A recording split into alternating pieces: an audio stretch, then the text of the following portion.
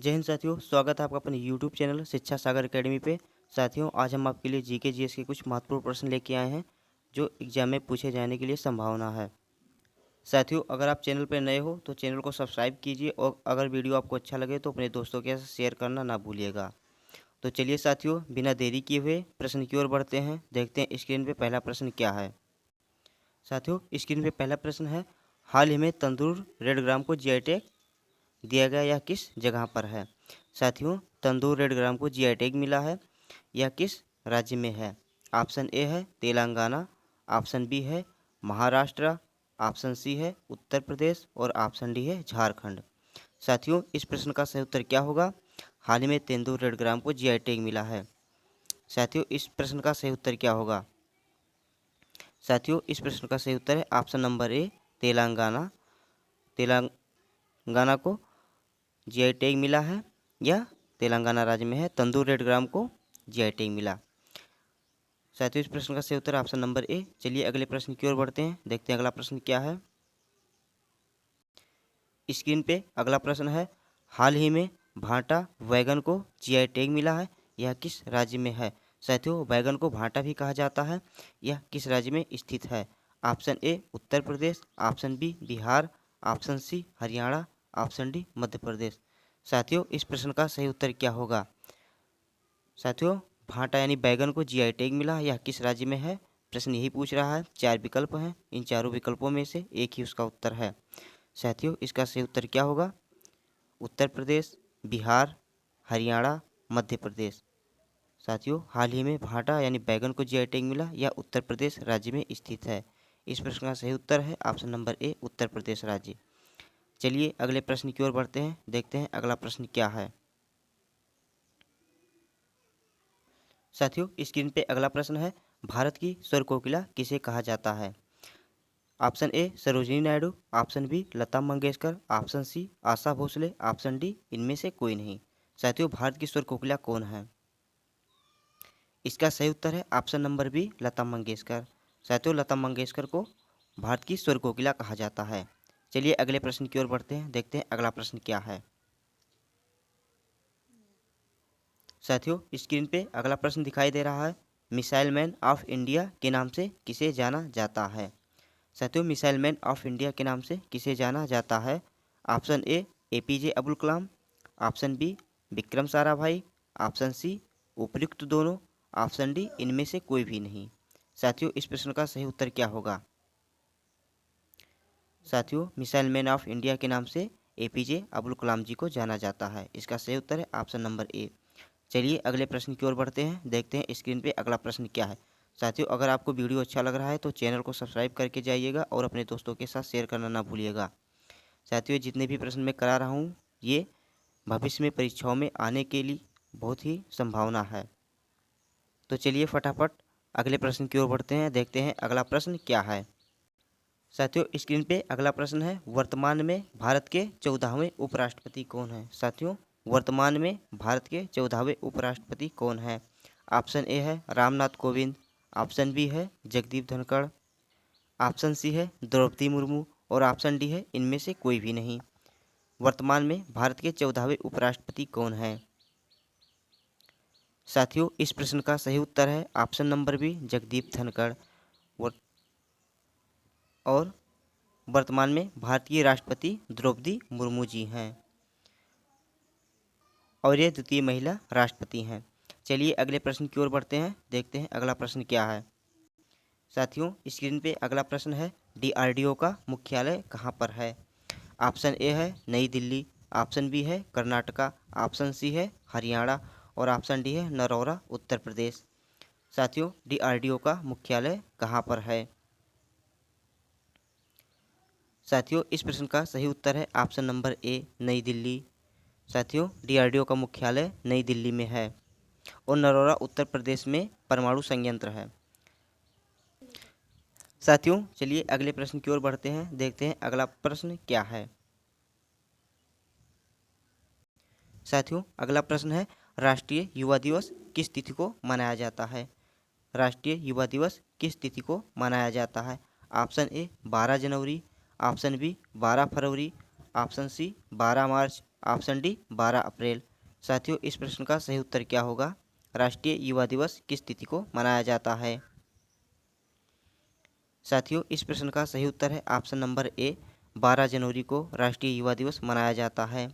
साथियों, राष्ट्रीय युवा दिवस स्वामी विवेकानंद की जयंती के उपलक्ष्य में मनाया जाता है। स्वामी विवेकानंद जी का जन्म सन 12 जनवरी 1863 को कोलकाता में हुआ था। इन्हीं के जन्मदिन के उपलक्ष्य में राष्ट्रीय युवा दिवस मनाया जाता है। चलिए अगले प्रश्न की ओर बढ़ते हैं, देखते हैं स्क्रीन पे अगला प्रश्न क्या है। साथियों, अगला प्रश्न है, शरीर में किसकी कमी से घेंघा रोग होता है? साथियों, ऑप्शन ए है protein, option B iron, option C iodine, option D इनमें से कोई नहीं। शरीर में किसकी कमी से घेंघा रोग होता है? साथियों, इस प्रश्न का सही उत्तर क्या होगा?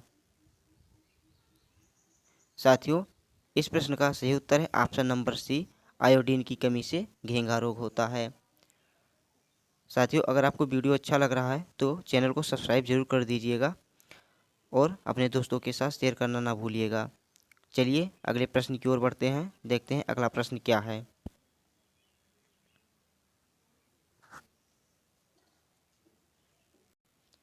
साथियों, अगला प्रश्न है, कर्क रेखा भारत के कितने राज्यों से होकर गुजरती है? साथियों, जो कर्क रेखा है वह भारत के कितने राज्यों से होकर गुजरती है? ऑप्शन ए है 5 राज्य, ऑप्शन बी है 8 राज्य, ऑप्शन सी है 10 राज्य, ऑप्शन डी है इनमें से कोई नहीं। साथियों, कर्क रेखा भारत के कितने राज्यों से होकर गुजरती है? साथियों, कर्क रेखा भारत के 8 राज्यों से होकर गुजरती है। इस प्रश्न का सही उत्तर है ऑप्शन नंबर बी। साथियों, कर्क रेखा भारत के 8 राज्यों से होकर गुजरती है। चलिए अगले प्रश्न की ओर बढ़ते हैं, देखते हैं अगला प्रश्न क्या है। साथियों, स्क्रीन पे अगला प्रश्न है, बहुत ही महत्वपूर्ण प्रश्न है जो अब की बार एसएससी के किसी न किसी एग्जाम में ज़रूर पूछेगा कि सन 2023 में G20 की बैठक किस देश में हुई है? साथियों, जो G20 की बैठक है यह 2023 में किस स्थान पर हुई है? ऑप्शन ए है भारत, ऑप्शन बी है इटली, ऑप्शन सी है इंडोनेशिया, ऑप्शन डी है USA। साथियों, इस प्रश्न का सही उत्तर क्या होगा? 2023 में G20 की बैठक साथियों कहाँ पे हुई है? साथियों, इस प्रश्न का सही उत्तर है ऑप्शन नंबर ए, भारत। साथियों, G20 की बैठक भारत में हुई है और G20 के शेरेपा अमिताभ कांत। साथियों, 2023 में G20 के शेरेपा अमिताभ कांत जी हैं। और साथियों, G20 का गठन 1999 में हुआ था। तो चलिए अगले प्रश्न की ओर बढ़ते हैं, देखते हैं अगला प्रश्न क्या है। साथियों, स्क्रीन पे बहुत ही बढ़िया प्रश्न है, संविधान की अनुसूची 8 में कितनी भाषाओं का उल्लेख किया गया है? ऑप्शन ए है 22 भाषा, ऑप्शन बी है 18 भाषा, ऑप्शन सी है 25 भाषा, ऑप्शन डी है 21 भाषा। संविधान की अनुसूची 8 में कितनी भाषाओं का उल्लेख है? साथियों, अनुसूची 8 में कुल 22 भाषाओं का उल्लेख है। इसका सही उत्तर है ऑप्शन नंबर ए। साथियों, सही उत्तर है ऑप्शन नंबर ए, 22 भाषाओं का उल्लेख संविधान की अनुसूची 8 में किया गया है। चलिए अगले प्रश्न की ओर बढ़ते हैं, देखते हैं अगला प्रश्न क्या है। साथियों, ऑप्शन सी में है जो 25 भाषा के स्थान पे 25 घास लिखोटा है, तो ये गलती से टाइप हो गया है, तो इसको आप भाषा समझिएगा क्योंकि 25 भाषा।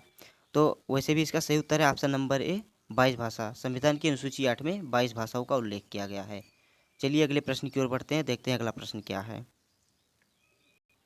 साथियों, अगला प्रश्न है, सिक्किम को किस संविधान संशोधन के द्वारा पूर्ण राज्य का दर्जा दिया गया? साथियों, प्रश्न है, सिक्किम को किस संविधान संशोधन द्वारा पूर्ण राज्य का दर्जा दिया गया? इसका उत्तर आपको कमेंट बॉक्स में बताना है। साथियों, इसका उत्तर आपको कमेंट बॉक्स में बताना है। आई होप कि आपको वीडियो अच्छा लगा होगा। साथियों, अगर आपको वीडियो अच्छा लगा तो आप हमारे चैनल को सब्सक्राइब करके ज़रूर जाइएगा और अपने दोस्तों के साथ शेयर करना ना भूलिएगा। ये जितने भी प्रश्न मैंने कराए हैं इनमें से 1 या 2 क्वेश्चन किसी न किसी एग्ज़ाम में पूछे जाएंगे। तो अगर साथियों आपको हमारा वीडियो अच्छा लगा तो आप हमारे चैनल को सब्सक्राइब कर लीजिए और बेल आइकन को ऑन कर लीजिएगा। कोई भी वीडियो अगर मैं यूट्यूब पे डालूँगा तो वो मैसेज आपके पास तुरंत पहुँचेगा। तो साथियों इसी वीडियो के साथ आपसे लेते हैं विदा और अगले वीडियो में मुलाकात होगी किसी अच्छे कंटेंट के साथ और अच्छी टॉपिक के साथ। और अगर आपको वीडियो अच्छा लगा तो प्लीज़ चैनल को सब्सक्राइब कर लीजिएगा। तो चलिए साथियों, तब तक के लिए जय हिंद, जय भारत, वंदे मातरम।